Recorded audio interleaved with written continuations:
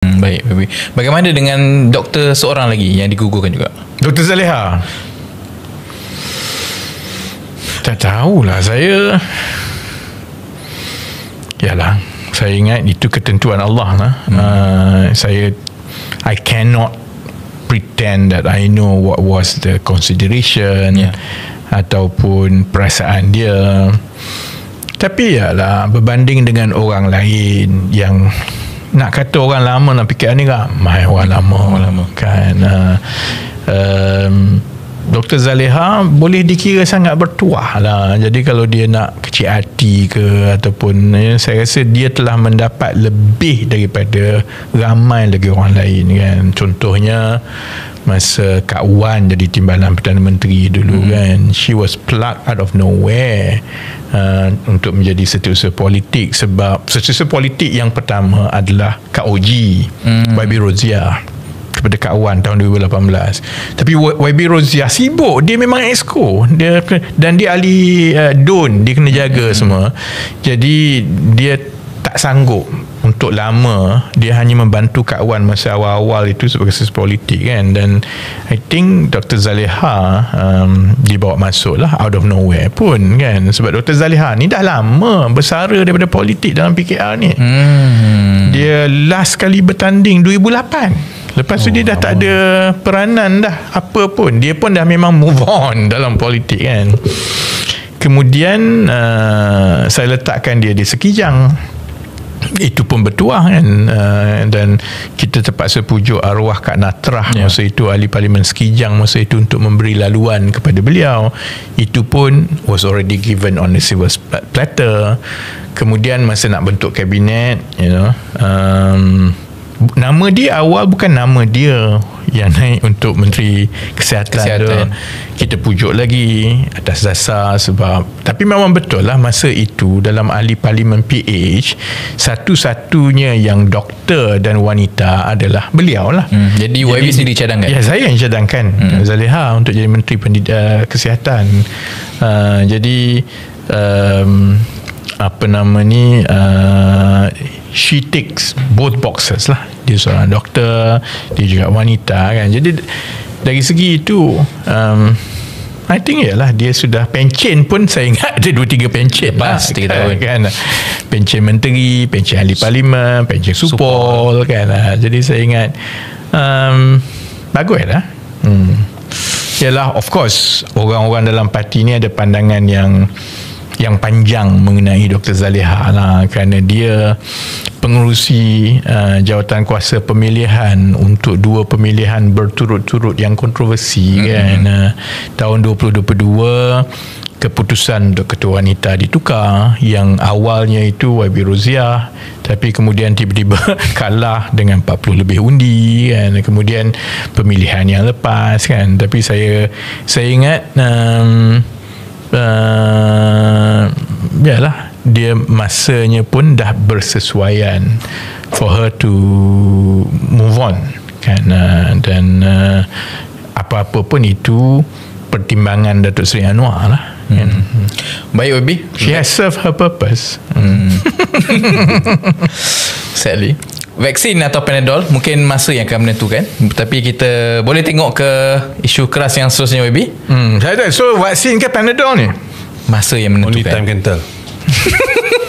Tapi cukup ke masa untuk vaksin atau Panadol cukup kot? Tapi vaksin, Panadol memang definitely Panadol buat masa sekarang kan. Tapi vaksin tu, kalaupun vaksin yang berkesan, oleh kerana dia tidak dicuba dalam medical trial yang lama, dia mungkin ada side effect yang besar. Baik. Okay YB, cukup ke tidak masa? Maksudnya apa dia? Untuk tengok kesan. Tengok kesan, because ini adalah cabinet line-up elections. Adakah tak, okay. Orang ingat lah oleh kerana Akmal jadi Menteri Ekonomi, lepas ni aku cakap berlapik lah kononnya kan. Adalah aku cakap benda yang sama je kan. Kan? The whole idea of this podcast ialah untuk melontarkan perkara-perkara yang orang politik ni terlalu berhati-hati untuk sebut kan, and I've always felt that sebenarnya calling a spade is perhaps the best policy in life lah kan. Sama ada cukup masa ke tidak, I don't think sama ada 2 tahun ke 3 tahun ke 4 tahun it makes that much difference. Because to be fair kepada yang dilantik ini, dia bukan sangat soal mereka atau kemahiran mereka ataupun kemampuan mereka melonjakkan prestasi. Dia bermula dengan gaya kerajaan. Gaya kerajaan tu ada 2 bahagian kan. Satu ialah Perdana Menteri. Datuk Seri Anwar sejak menjadi Perdana Menteri, memang segala imej kerajaan itu dipusatkan kepada beliau. Dan malangnya lah dalam negara kita lah kan, daripada zaman Tun Abdullah, daripada zaman Datuk Seri Najib lagi, memang itu strategi yang digunakan oleh penasihat komunikasi kerajaan ni.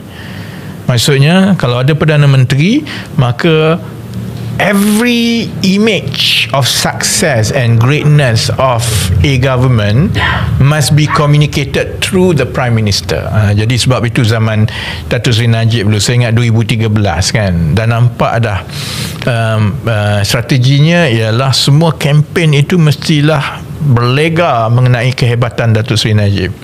And I remember saying that is very dangerous. Because saya masa itu pun strategi kan. I say that is a very dangerous thing, because if that is BN strategy, everything is Najib, gambar pun semua gambar Najib, orang pun cium tangan Najib semua, all it takes is to shoot him down.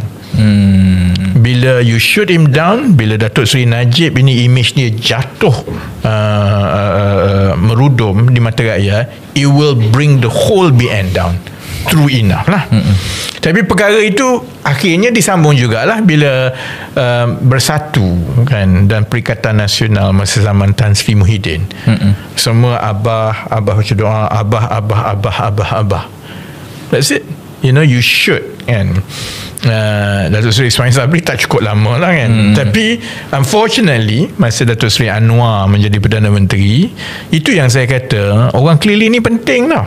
Because kalau you fuel in the bubble kan, you blow the bubble bigger and bigger, itu yang semuanya mestilah Datuk Seri Anwar Ibrahim. Jadi for the last 3 years memang image kerajaan itu semua Datuk Seri Anwar. Nobody could actually rise up higher, or nobody could be seen as being more prominent than him kan. Jadi yang ini UMNO pandai lah. Sebab UMNO dah duduk dalam sistem itu untuk masa yang lama kan. Sebab itu menteri-menteri UMNO ni dari segi silat politik dia, you notice dia takkan ke depan. So because it's a win-win for them. Kalau Datuk Seri Anwar berjaya melonjakkan kerajaan jadi cukup popular, sebenarnya mereka dapat laba without having to do much. Dia akan dapat laba. Tapi contohnya kalau image Datuk Seri Anwar itu merudum dan tidak popular kan, UMNO ada option to severe. Dia akan masuk dalam PRU akan datang, kata tak apalah, terima kasih, it's been a marvelous 5 years, we'll take our separate ways now. So you can jettison Anwar Ibrahim and PH, you pandai-pandai sendiri kan.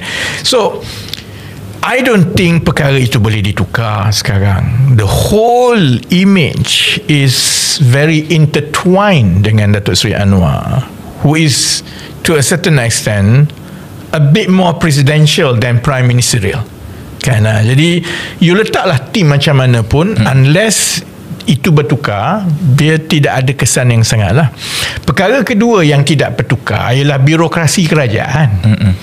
Birokrasi kerajaan tak bertukar, maka kalaupun ada menteri yang nak buat macam-macam kan, ataupun dia ada idea semua kan, dia nak melalui lapisan demi lapisan dan bangkangan demi pembangkangan, and the birokrasi yang akan mengheret berbulan-bulan untuk satu keputusan, macam-macam jawatan kuasa, go to and fro, lama-lama dia give up. Jadi in that sense, it's not so much sama ada masa 2 tahun itu cukup ataupun tidak.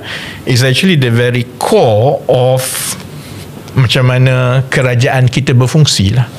But when you mention birokrasi, is it birokrasi di antara kabinet ataupun birokrasi yang melibatkan pejabat awam? No, I think semua.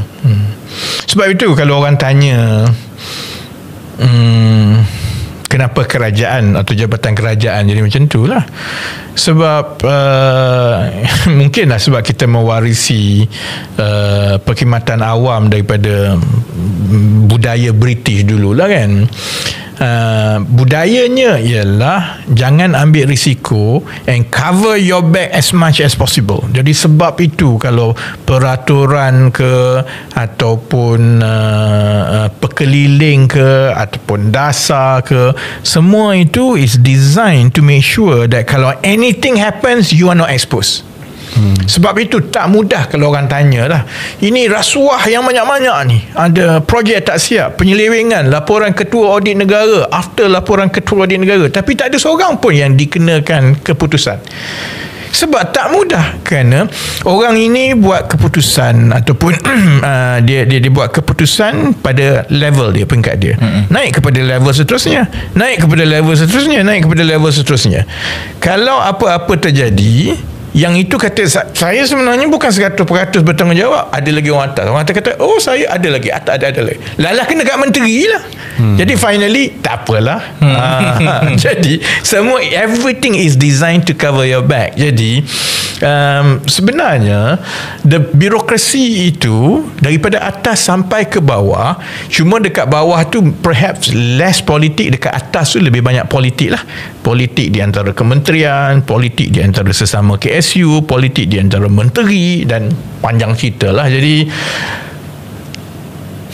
kalau itu tidak ditukar kan, kabinet yang ada, buatlah macam mana rombakan pun, dia akan terpaksa melepasi hurdle demi hurdle, halangan demi halangan inilah. Tapi sewaktu YB pernah menjadi menteri dulu, dengan satu batang tubuh menteri saja, boleh ke diubah sebenarnya? Sebab tu saya, orang mungkin kata dia ni bukan team player. Sebab kalau saya kata, contohnya dengan perkara yang berkaitan, contohnya gaji progresif, semua orang bangkang. Setiap satu benda yang IPR, semua orang bangkang. Memang orang tak setuju. Tapi you kena berkeras lah. You kena berkeras 1, 2, 3. You kena push and push and push. Saya bernasib baik kerana pegawai-pegawai di Kementerian Ekonomi tu selepas beberapa bulan pertama tahulah, okay lah, we are in it together, on the same boat, kita push. Tapi bila you keep pushing and you nak kacau status quo, orang tu tak suka, orang ni tak suka, orang ni tak suka kan. Sebab nak salahkan mereka pun, saya ingat kalau saya jadi menteri daripada parti lain di kementerian lain pun, saya kata buat apa susah-susah, biar Datuk Seri Anwar lah ke depan, biar dia lah take all the risk, biar dia lah berkempen semua. Kalau dia berjaya, kita dapat. Kalau dia tak berjaya, golak dia, kita pergi ke kanan. Kan? Jadi kan, cuma saya dalam keadaan yang berbeza lah. Saya timbalan presiden masa itu. Dan pembangkang, kalau orang tanya kan, pembangkang memang tumpukan semua serangan kepada Datuk Seri Anwar dan juga saya. Kalau tak buat apa-apa, ataupun kita tak ke depan, ataupun kita tak ada idea baru, lagi tu kena lanyak. Jadi nak tak nak, saya terpaksa push seberapa banyak yang boleh. Termasuklah contohnya perkara-perkara yang pada pandangan saya rakyat mahukan, tetapi ada banyak bangkangan daripada birokrasi lah. Contohnya yang berkaitan dengan Kementerian Pendidikan. Contohnya saya tengoklah gambar minggu lepas, Perdana Menteri mempengerusikan Majlis Pendidikan Negara. Sebab mati tau nak buat Majlis Pendidikan Negara tu tau. Apa nama ni, ada pegawai daripada Kementerian Pendidikan yang masa berhujung tu sampai ketah marah ni. Kenapa nak kacau kementerian saya? Kan aku tengok, ya Allah Rabbi, this is for the good thing kan. Jadi samalah nak buat chip. Masa kita nak buat apa nama ni, kerjasama dengan ARM supaya syarikat kita boleh mula mencipta chip sendiri, berbulan-bulan bergaduh, 3 kali pergi kabinet. sana tak setuju, sini tak setuju, corner yang dah setuju pun masuk mesyuarat sekali lagi tak setuju, JSSZ tak setuju. Cuma yalah bila dah lulus lepas semua tu, semua orang akan sengih lah kan. Jadi ini adalah antara cabaran-cabaran yang menteri-menteri baru, timbalan menteri semua ni akan lalui. Timbalan menteri mungkin beban tak banyak sangat lah kerana menteri yang terpaksa tu kan. Jadi in that situation, dalam environment begitu, buat apa you nak susah-susah? Pergi mesyuarat, ya Datuk Seri Anwar, you are the best in the world. Balik, lepas tu pergi cuti, tu main golf, lepas tu pergi cuti, tu main golf, lepas tu pergi rasmi, pergi mesyuarat, habislah 2 tahun. So kan, jadi the environment itself itu tidak saya ingat tidak begitu kondusif untuk mana-mana ahli politik ataupun profesional pun masuk dalam kerajaan dan mencuba untuk menukar keadaan. It is built for business as usual. Understand, Baby? Yeah.